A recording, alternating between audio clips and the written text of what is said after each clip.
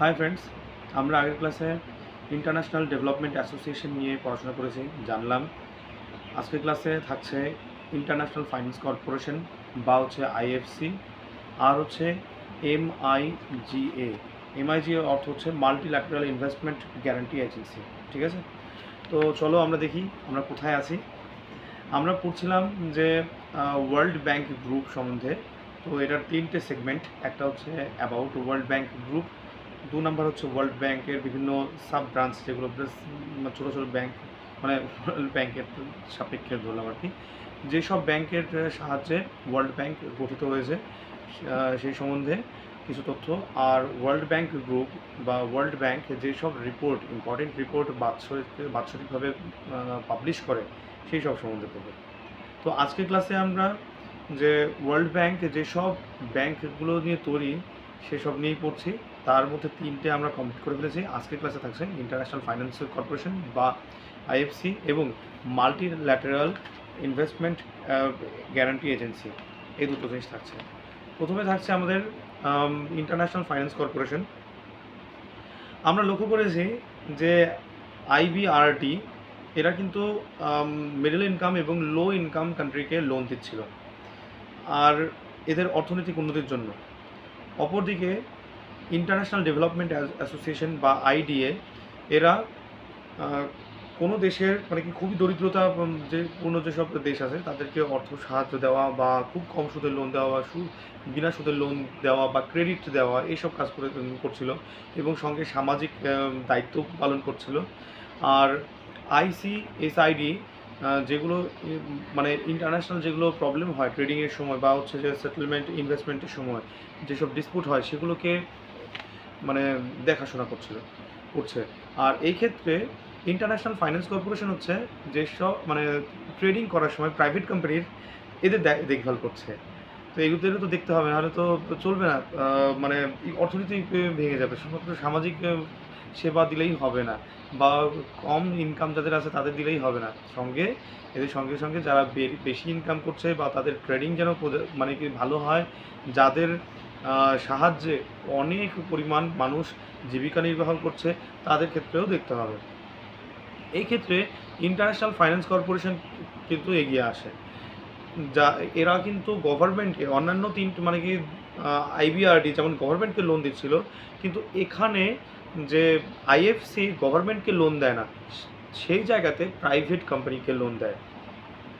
ইনভেস্টমেন্টের ক্ষেত্রে মানে সহযোগিতা করা, টেকনিক্যাল এক্সপার্টাইজের ক্ষেত্রে সহযোগিতা করা, অ্যাডভাইজারি সার্ভিস দেওয়া, এটাই হচ্ছে আইএফসির কাজ। আর এছাড়াও রিনিউয়েবল এনার্জি জেনারেশন, মানে এদের ইনভেস্টমেন্টটা প্রাইভেট কোম্পানি যেসব প্রাইভেট কোম্পানি এইসব খাতে মানে কি ইনভেস্ট করছে তাদেরকে হেল্প করা, যেমন কি renewable energy generation, improving food security, তারপর ইনফ্রাস্ট্রাকচার বিল্ডিং। হ্যাঁ, এই সব দিকেই কিন্তু মানে এই সব সেক্টর নিয়ে যেসব প্রাইভেট কোম্পানি কাজ করছে শুধুমাত্র এদেরকে মানে ইন্সপায়ার করা লোন দিয়ে বা ক্রেডিট দিয়ে। ঠিক আছে, তো এই ছিল হচ্ছে আইএফসি বা ইন্টারন্যাশনাল যে ফাইন্যান্স কর্পোরেশন হলো। আচ্ছা, এবার আসি আমরা যে ভারতের সঙ্গে আইএফসির কেমন সম্পর্ক আছে।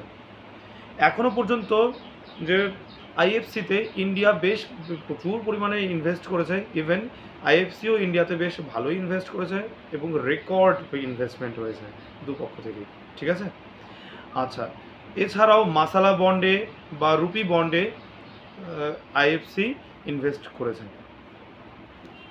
আচ্ছা, এই গেল হচ্ছে আমাদের আইএফসি। এবার আসি আমাদের মাল্টিল্যাটারাল ইনভেস্টমেন্ট গ্যারান্টি এজেন্সি বা মিগা, এমআইজিএ। ফরেন ইনভেস্টমেন্টের সময় বা ইম্পোর্ট এক্সপোর্টের সময় যে ইনভেস্টমেন্ট সেক্ষেত্রে কী হতে পারে সে নিয়েও কিন্তু ওয়ার্ল্ড ব্যাংক যে গ্রুপ চিন্তা করে। এর জন্য আছে মাল্টিল্যাটারাল ইনভেস্টমেন্ট গ্যারান্টি এজেন্সি। এই সংস্থা বা এমআইজিএ দুটো মানে ভেরি ইম্পর্টেন্ট দায়িত্ব পালন করে।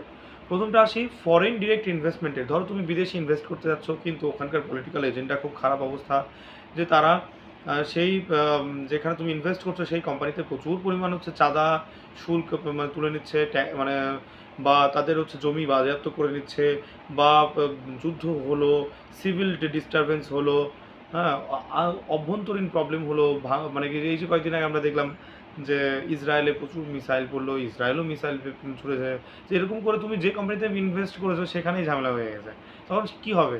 তো এই ক্ষেত্রে কিছু ইন্স্যুরেন্স হয়, তুমি ইন্স্যুরেন্স করাতে পারো।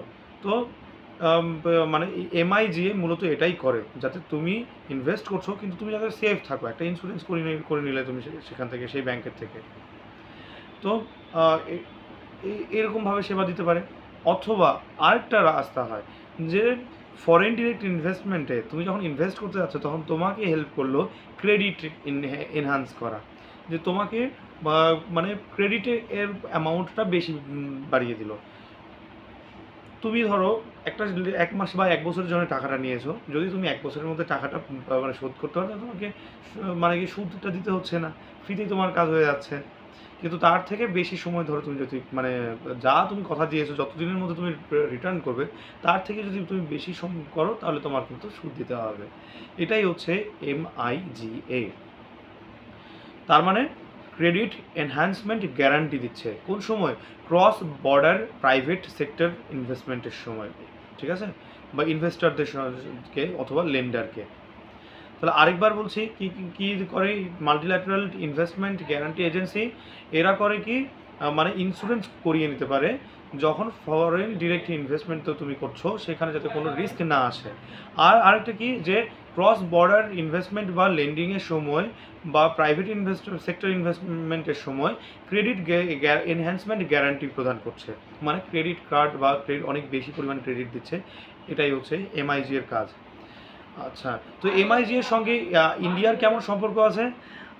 এই ক্ষেত্রে বলতে হলে ইন্ডিয়ার সঙ্গে MIG এর সেরকমভাবে সম্পর্ক নেই। ইন্ডিয়ান গভর্নমেন্ট শুধুমাত্র মেম্বারশিপ নিয়ে রেখেছে আর এক্সপ্লোর করছে, দেখা যাক কেমনভাবে এটা কাজ করে, কেমন সুবিধা দিচ্ছে, সেই হিসেবে না হয় আমরা এগোবো।